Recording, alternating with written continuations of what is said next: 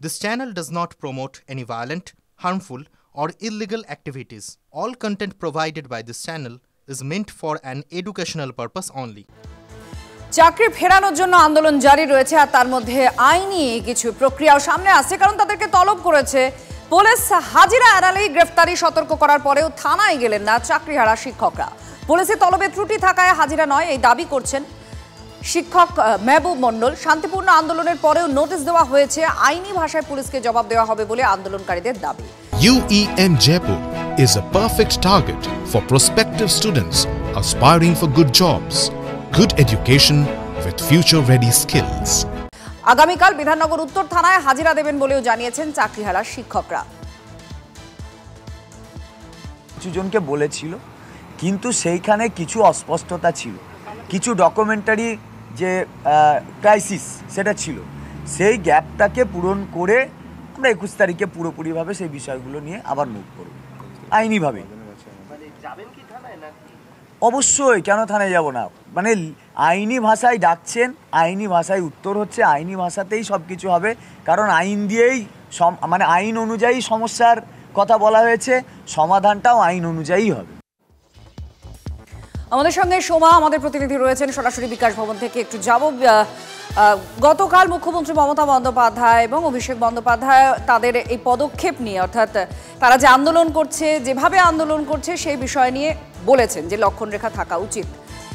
আইনি তলব হয়েছে, এবার কি করবেন তারা যাবেন বলছেন, কিন্তু এর মাঝে ঠিক কি কি প্রক্রিয়া রয়েছে তারা কি ভাবছেন এরপরে কি?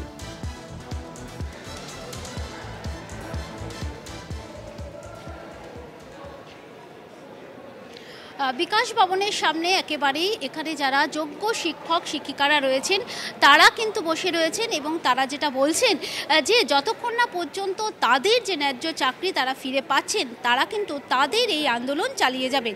গতকালও আমরা দেখেছি যে বেশ কয়েকজনকে ডাকা হয়েছিল এবং তাদের তরফ থেকে আইনজীবীরা গিয়েছিলেন থানায়, এবং এখনও পর্যন্ত যেটা জানা যাচ্ছে যে 21 তারিখে তারা আবার বসবেন, তারা সিদ্ধান্ত নেবেন। থানায় তো বেশ কয়েকজনকে ডাকা হয়েছে এখনও পর্যন্ত, আপনারা কি সিদ্ধান্ত নিচ্ছেন? দেখুন, যা হবে পুরোটাই আইনি পরামর্শের মাধ্যমেই হবে। গতকাল অনেকেই যায়নি, তো সবাই মিলে হয়তো একসঙ্গে যাবে, সেটা লয়ার যেভাবে বলবেন সেভাবেই হবে। আমি এই বিষয়টা আর বেশি বলতে চাইছি না, লয়ারের পরামর্শ অনুযায়ী সব কিছু হবে। এখনো পর্যন্ত আমরা যেটা জানতে পারছি যে গতকাল যেটা ছিল যে 6 জনকে ডাকা হয়েছিল, সেই সংখ্যাটা বাড়ছে। যেটা আমরা দেখলাম যে আপনারা বলছেন আপনারা ন্যায্য হকের দাবিতে করছেন, কিন্তু এই যে আপনাদের পরপর এত সংখ্যার যারা আপনারা রয়েছেন তাদেরকে ডাকা হচ্ছে, এটাকে কিভাবে দেখছেন? দেখুন, বিষয়টা হচ্ছে যে আমরা যে এখানে আছি, আন্দোলন করছি বা ধর্ণা করছি, তার তো একটা কারণ আছে। কারণটা হচ্ছে, দেখুন, আমাদের এই মুহূর্তে অনিশ্চিত ভবিষ্যৎ, অর্থাৎ ডিসেম্বর অবধি আমরা স্যালারি পাবো, তারপর আমাদের সঙ্গে কি হবে না হবে আমরা জানি না। আমরা সরকারের কাছ থেকে একটা ক্লিয়ার উত্তর চাইছি যে ওনারা আমাদেরকে নিয়ে কি ভাবছেন, অর্থাৎ সরকার কি ভাবছেন এইটা তারা স্পষ্ট করতে চান সরকারের কাছে। আন্দোলনকারীরা যেমন বলছেন, আর তারা একই দাবিতে অনড় যে তাদের চাকরি ফেরত দিতে হবে। এরপরে ঠিক কি হয় এদিকে নজর থাকছে। ধন্যবাদ সোমা। আবার খবরে আরজিকর কাণ্ড, আরজিকর কাণ্ডের রিপোর্ট বনাম রিপোর্ট। এবার CFSL দিল্লির রিপোর্টকে চ্যালেঞ্জ তিলোত্তমা পক্ষের DNA বিশেষজ্ঞ পার্থ প্রতিম মজুমদারের।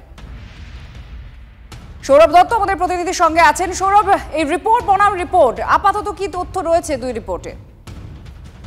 কলকাতা হাইকোর্টে আরজিকর কাণ্ডের যে মামলার শুনানি চলছে, সেখানে যে মূল বিষয়টি বিচারপতিও জানতে চেয়েছেন সেটা হচ্ছে এই ঘটনায় এক নাকি একাধিক ব্যক্তি জড়িত।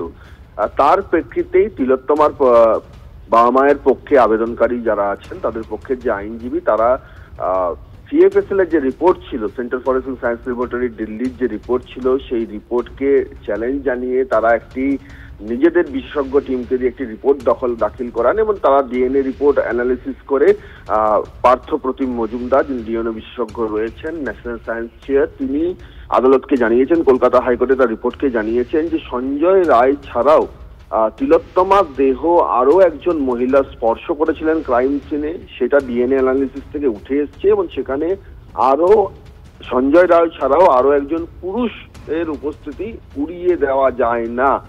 এটাকে বিচারপতি তীর্থঙ্কর ঘোষ তিনি তার পর্যবেক্ষণে জানিয়েছেন যে এটা CFSL রিপোর্ট যে দিল্লি, সেই রিপোর্টকে কন্ট্রাডিক্ট করছে এবং সেই মর্মে CBI এর কাছে তার ব্যাখ্যা চাওয়া হয়েছিল। CBI এর বক্তব্য ছিল যে ডিএনএ বিশেষজ্ঞ পার্থপ্রতিম মজুমদার যে রিপোর্ট দিয়েছেন সেটি আসলে তিনি ক্রাইম সিনের কথা বলেননি, তার পরের কন্টামিনেশনের কথা বলেছেন।